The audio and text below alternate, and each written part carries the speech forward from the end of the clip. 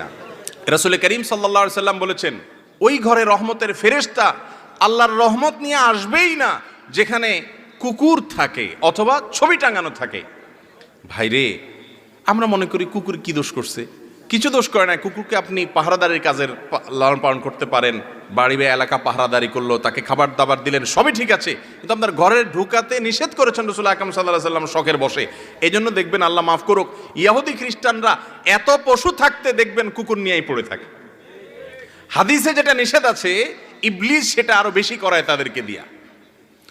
বিড়াল, আবু হুরায়রা রাদিয়াল্লাহু তাআলা আনহু বিড়াল পালতেন। জামার হাতার ভিতরে বিড়াল নিয়ে আসছেন, রাসূল বলেছেন, ও আবু হুরায়রা বিড়ালের বাপ, নাম উঠে গেছে বিড়ালের বাপ। হাদিস তো জানেন আপনারা। এই বিড়াল পালার ব্যাপারে তেমন কোনো আগ্রহ পশ্চিমা দেশে মানুষের মধ্যে এতটা নাই যতটা আছে কুকুর পালার ব্যাপারে। ঠিক না বে ঠিক?